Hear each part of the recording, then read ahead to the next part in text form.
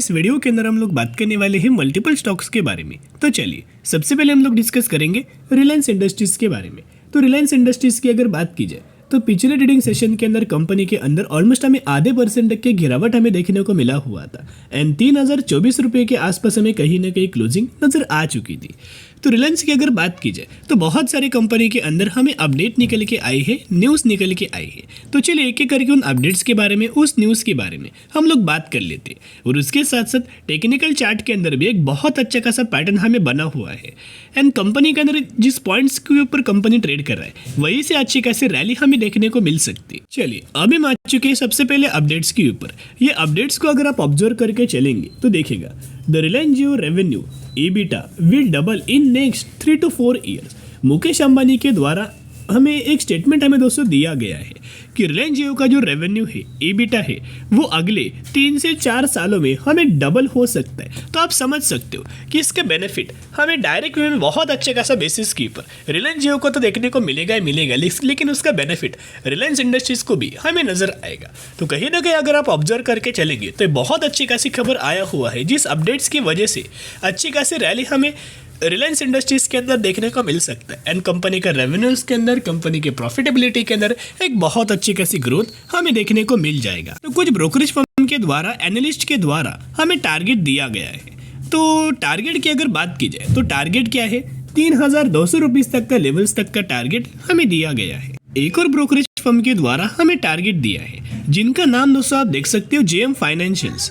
JM financials की अगर बात की जाए तो इनके द्वारा टारगेट हमें दिया गया है अगले 12 मंथ का 3500 रुपीज तक का टारगेट हमें दिया गया है। एंड दोस्तों एक और हमें रिलायंस के द्वारा एक बहुत अच्छा खासा अनाउंसमेंट किया गया है, एक बहुत अच्छा खासा बेनिफिट इनके शेयर होल्डर्स को मिलने वाला है।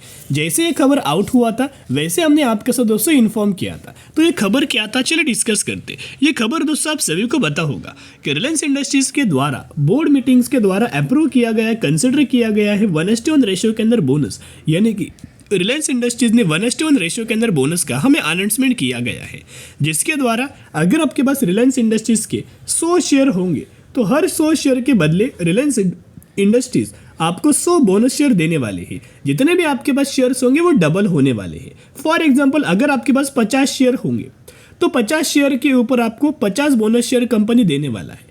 तो जितने आपके पास शेयर्स है उतने आपको company bonus shares as a benefit दोस्तों मिलने वाला है। तो अब समझ जाना बहुत अच्छा खासा बेनिफिट्स हमें रिलायंस इंडस्ट्रीज के द्वारा अनाउंसमेंट किया गया है 7 सालों के बाद। इन्होंने 7 साल पहले बोनस एक बार दोस्तों बेनिफिट दिया हुआ था, अभी 7 साल बाद एक और बोनस का अनाउंसमेंट हमें किया है। तो ये बहुत अच्छी खासी और पॉजिटिव वाली बात है। एक और बहुत बड़ा अपडेट हमें निकल के आया है। ये अपडेट आया है मुकेश अंबानी जी के द्वारा ये स्टेटमेंट पास आउट किया है कि रिलायंस इंडस्ट्रीज इन्वेस्ट करने वाला है 75,000 करोड़ इन न्यू एनर्जी इकोसिस्टम, यानी कि न्यू एनर्जी इकोसिस्टम के अंदर रिलायंस इंडस्ट्रीज 75,000 करोड़ का एक बहुत बड़ा इन्वेस्टमेंट करने वाले हैं। तो अपडेट क्या है देखिएगा, the Reliance Industries invest up to 75,000 crore to establish the manufacturing ecosystem in new energy businesses extensively enabled by all the emerging technology including AI यानी कि artificial intelligence, IoT, internet of things, machine learning and robotics.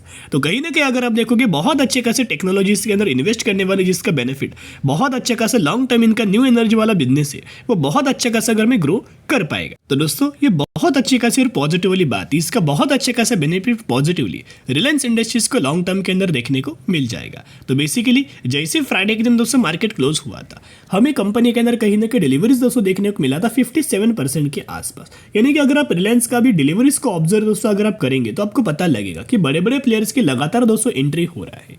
And mutual funds का data अगर आप observe करके चलेंगे तो चौंक जाओगे, जो कि हर एक मंथ का मैंने म्यूचुअल फंड्स का डेटा आपके साथ दोस्तों शेयर किया था कि हर एक मंथ के अंदर हमें म्यूचुअल फंड जम के दोस्तों खरीदारी कर रहे हैं, पब्लिक बाइंग करे या ना करे, लेकिन जो बड़े प्लेयर्स जो इवेंट करते हैं राइट, वो इवेंट बहुत ज़्यादा इंपॉर्टेंट होता है किसी भी कंपनी से रिलेटेड। अभी अगर आप म्यूचुअल फंड्स का डेटा रिलायंस इंडस्ट्रीज का देखोगे तो डेटा मैंने आपके सामने ओपन किया है, तो आप देख सकते हो ये डेटा रिलायंस इंडस्ट्रीज का है दोस्तों, मैं आपके साथ शेयर कर रहा हूँ, जहां हर एक मंथ का दोस्तों डेटा आप देख सकते हो कि मार्च यानी कि मार्च, अप्रैल, मई, जून, जुलाई लगातार अगर आप ऑब्जर्व करके चलेंगे तो बहुत बड़ी बड़ी बाइंग हमें रिलायंस इंडस्ट्रीज के अंदर म्यूचुअल फंड्स के द्वारा किया जा रहा है। एंड लगातार कंसिस्टेंटली बेसिस के ऊपर हर एक मंथ के अंदर म्यूचुअल फंड्स बहुत बड़ी बड़ी बाइंग हमें लगातार दोस्तों करते हुए जा रहे हैं। तो आप समझ सकते हो कि लंबे समय के अंदर बहुत अच्छी खासी रैली हमें रिलायंस इंडस्ट्रीज के अंदर देखने को मिलने वाला है। और जो रैली आने वाली है वो रैली को म्यूचुअल फंड्स बिल्कुल भी दोस्तों मिस नहीं करना चाहते, और यही वजह से म्यूचुअल फंड्स के द्वारा हमें बाइंग किया जा रहा है। अभी किन किन फंड्स के द्वारा कितने कितने करोड़ की बाइंग किया, चलिए डिस्कस करते। तो सबसे पहले फंड का नाम है एसबीआई, जिनके द्वारा 11,000 करोड़ की बाइंग किया। फिर आता है कोटक, जिनके द्वारा 52,000 करोड़ की बाइंग। फिर आता है Invesco, 17,000 crore buying. SBI 2 lakh crore buying. ICICI 46,000 crore buying and Franklin almost हमें 4,000 करोड़ बाइंग। यानी कि आप देख सकते हैं बहुत अच्छी खासी बाइंग हमें किया जा रहा है। अभी हम आ चुके रिलायंस इंडस्ट्रीज के टेक्निकल चार्ट पैटर्न्स के ऊपर। तो टेक्निकल चार्ट को अगर आप ऑब्जर्व करके चलेंगे तो रिलायंस इंडस्ट्रीज का ये क्या था, एक इंपॉर्टेंट रेजिस्टेंस लेवल था।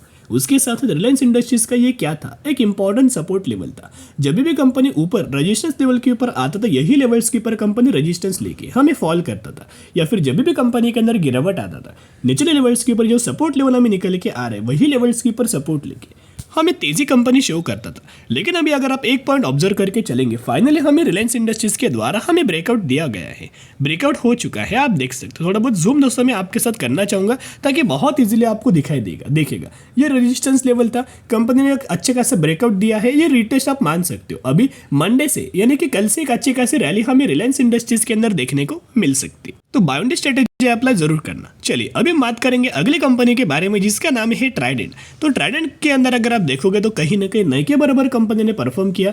37 रुपीज़ के आसपास हमें क्लोजिंग नजर आया हुआ है। तो ट्राइडेंट कंपनी को लेके अभी भी बहुत सारे लोगों का हमें डाउट्स निकल के आ रहे हैं, और डाउट्स किस रिलेटेड है। डाउट्स ये है कि सर अभी कंपनी के अंदर कब हमें तेजी आ सकता है, क्योंकि हमने कंपनी को कहीं ना कहीं अगर आप देखोगे हमने बहुत ज़्यादा हायर लेवल्स के ऊपर बाइंग किया है। तो लेवल्स की अगर बात की जाए तो हमने बाइंग किया है ऑलमोस्ट 46 रुपीज़ के ऊपर, 50 रुपीज़ के ऊपर, 56 रुपीज़ के ऊपर, या फिर 60 रुपीज़ के ऊपर सर हमने बाइंग किया है। तो अभी हमें क्या करना चाहिए और कंपनी के अंदर कब तक हमें तेज़ी आने वाली है, ये बिल दोस्तों बताइएगा।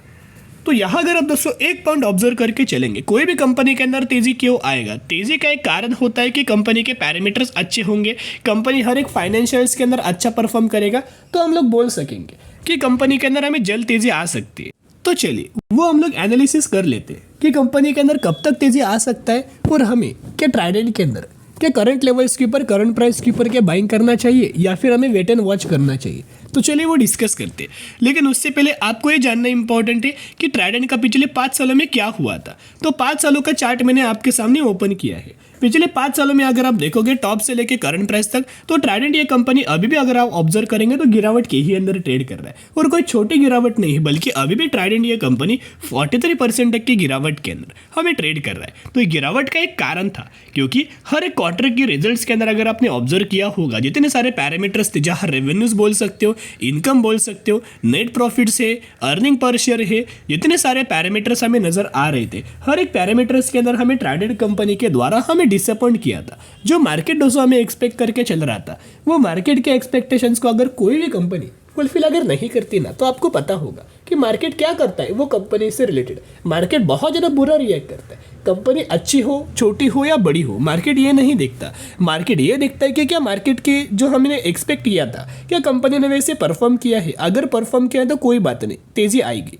लेकिन अगर परफॉर्म नहीं किया तो क्या होगा, गिरावट आएगा। तो ये 3 से 4 क्वार्टर में कंपनी ने बुरा परफॉर्म किया, जिस वजह से अगर आप देखोगे लगातार हमें ट्राइडेंट कंपनी के अंदर हमें गिरावट नजर आया। तो यही दोस्तों एक रीज़न था।